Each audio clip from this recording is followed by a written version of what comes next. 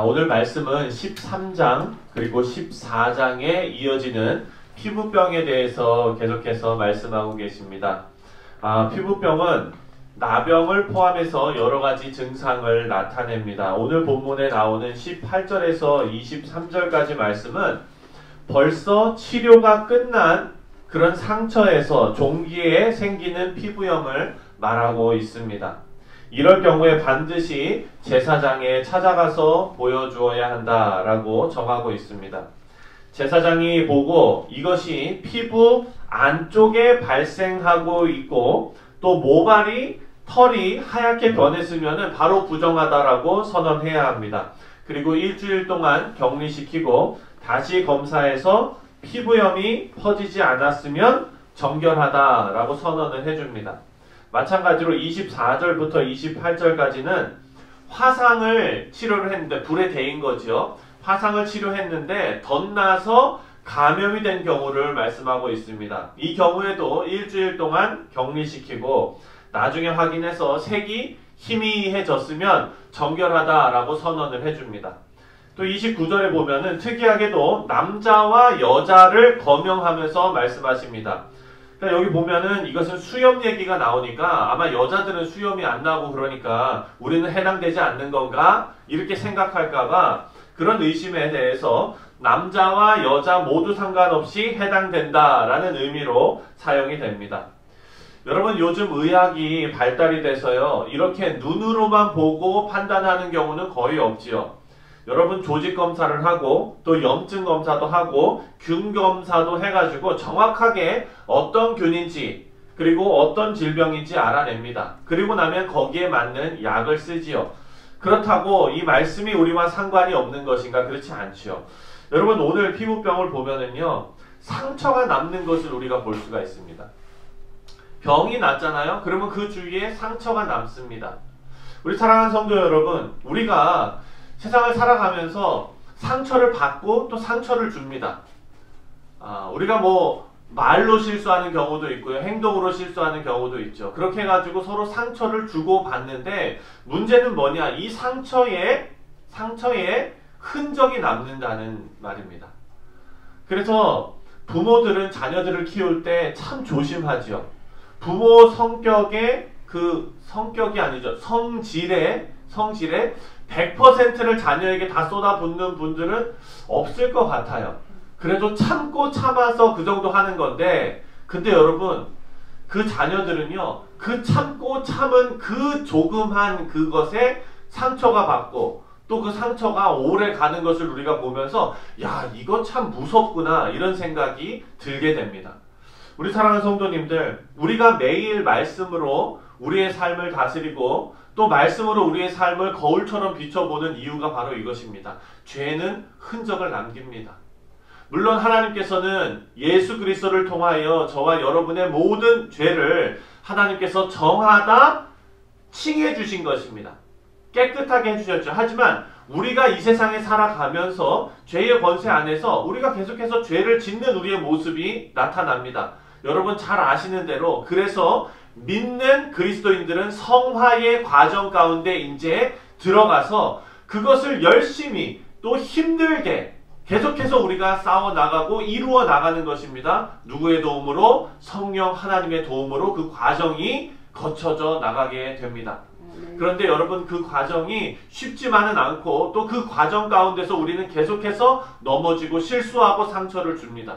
그래서 우리는 하나님 앞에 늘 기도하며 하나님 앞에 도움을 청하며 하나님 제가 오늘 하루 만나는 사람들이 많이 있을 텐데 그 사람들에게 상처를 남기지 않도록 하나님 제 입을 다스려 주시고 행동을 다스려 주시고 제 생각을 다스려 주옵소서. 여러분 이것이 우리가 매일매일 해야 될 일인 줄 믿습니다. 여러분 피부병이 발생한 거는요 병균에 의해서 발생한 것입니다. 이것은 잠복기를 거칠 수도 있고요. 또한 피부 속에서 진행되면서 서서히 그 모습이 겉으로 드러나는 경우도 있습니다. 겉으로 드러난 상처는 결과입니다. 사실 원인은 그 안에 들어가 있는 병균이지요. 그래서 여러분 우리의 영적 건강도 마찬가지입니다. 우리 가운데 부패한 인간이 가지고 있는 그 속성은 우리가 행동으로 보이는 모든 죄의 원인이 바로 그것이기 때문입니다. 따라서 하나님 앞에 죄를 해결받지 못하고 아무리 우리의 행동을 우리가 의지적으로 다스린다 해도 절대 근본적인 문제가 해결되지 않는다는 것을 오늘 본문을 통해서 우리가 깨달을 수 있습니다. 여러분, 그렇다고 우리가 그렇게 그냥 낙심해서 이거는 우리가 할 수 없는 일이구나 이렇게 생각할 일은 아니라는 거죠.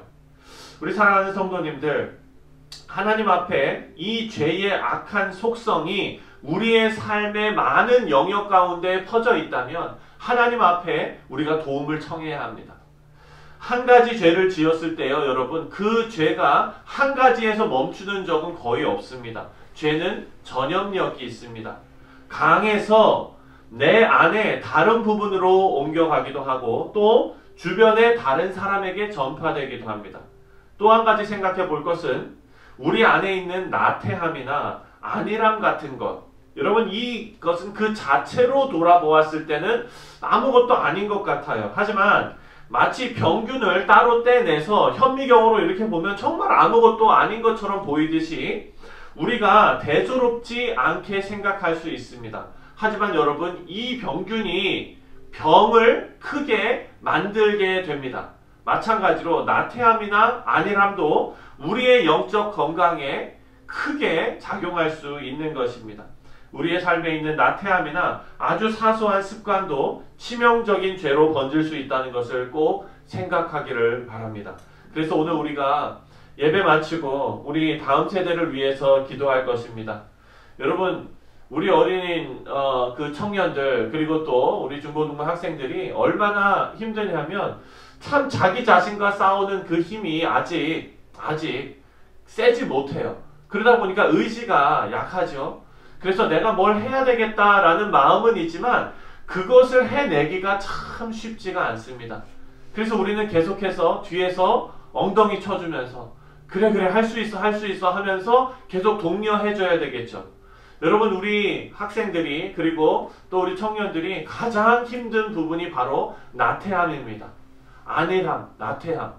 자기가 뭔가 해야 되는 걸 알면서도 하지 못하는, 숙제는 이렇게 쌓여 있는데 그 숙제를 안 하고 그냥 버티고 있는 거예요. 어른들이 보면은 왜 그렇게 하는지 참 답답하겠죠. 하지만 그 자녀의 심정으로 들어가 보면 그 자녀는 그 숙제, 우리가 생각할 때 1시간이면 끝날 수 있는 그 숙제가 태산같이 느껴지는 것입니다. 여러분, 그래서 우리는 그 자녀들이 그 나태함과 싸워 이길 수 있도록 성실함, 말씀을 또한 신앙교육을 통한 성실함이 그 자녀에게 들어갈 수 있도록 기도하며 힘쓰며 도와주어야 할 것입니다. 따라서 오늘 이 말씀을 통하여 하나님께서 1차적으로 이런 피부병에 대한 규례를 주신 것은 육신의 질병의 문제를 하나님께서 다루시는 것입니다. 하지만 그 이면에 있는 저와 여러분의 영적인 건강도 반드시 생각해야 한다라는 것이 바로 오늘 우리 본문 말씀이 우리에게 주시는 그런 메시지입니다. 육신의 건강의 문제는 의학의 발달로 우리가 성경에 나오는 규례와 정경법을 보면서 판단하고 진단할 필요가 없습니다. 현대의학이 더 정확합니다. 다만 우리 영적 건강을 위해서는 영적 질병을 판단해 내야 되는 것입니다. 진단해 내야 되는 것은 현대 과학기술이 할 수가 없습니다. 의사한테 가서 무슨 균 검사를 해가지고 우리 영적 건강을 진단받을 수 없는 것입니다. 이것은 오직 살아 역사하시는 하나님의 말씀만이 하실 수 있는 일입니다. 그런 의미에서 우리 성도들은 언제나 영적으로 긴장하고 깨어 있어서 죄의 세력과 싸우는 영적 전투태세를 갖추고 살아야 될 줄 믿습니다.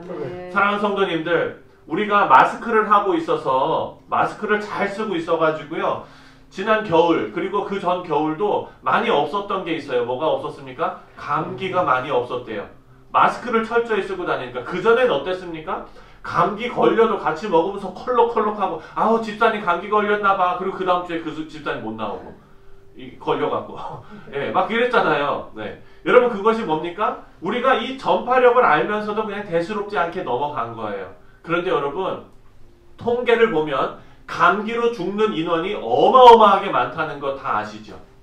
맞습니다, 여러분. 우리가 나태함으로, 영적인 나태함으로 그것이 그냥 넘어갈 때마다 죄의 권세가 그 우리 안에서, 우리의 삶 안에서 작용하고, 그리고 그것이 전파되어서 하나님의 나라가 확장되는 그 일에, 그 영광스러운 일에 우리가 계속해서 해를 끼치는 그런 일들이 벌어질 수 있다는 것입니다. 감기는 내가 생각하지도 못하는 순간에 걸립니다. 그래서 우리는 만반의 준비가 필요한 것입니다. 영적인 가드를 절대 내려선 안 됩니다. 데살로니가전서 5장 6절에 보면 이렇게 정확하게 말씀하고 계십니다. 제가 읽어드리겠습니다. 그러므로 우리는 다른 이들과 같이 자지 말고 오직 깨어 정신을 차릴지라. 아니, 성경 말씀에 정신을 차릴지라, 이렇게 성경 말씀이 나와요. 깨어서 정신을 차릴지라. 사랑하는 성도님들, 이 말씀은 영적으로 각성하라는 말씀입니다. 우리는 삶의 영역에서 죄로부터 안전하다고 말할 수 있는 부분은 아무것도 없습니다. 우리 가정도 그렇고요. 우리 교회도 심지어는 마찬가지입니다. 그리고 내 인생, 우리의 사업, 우리의 학업, 우리를 넘어뜨리려는 원수 마귀의 공격에 우리는 모두 노출되어져 있습니다. 영적으로 잠에들지 않도록 말씀과 기도로 깨어서 전신갑주를 입고 영적 전쟁에 임하시는 우리 사랑하는 성도님들 다 되시기를 주님의 이름으로 축원드립니다. 기도합니다.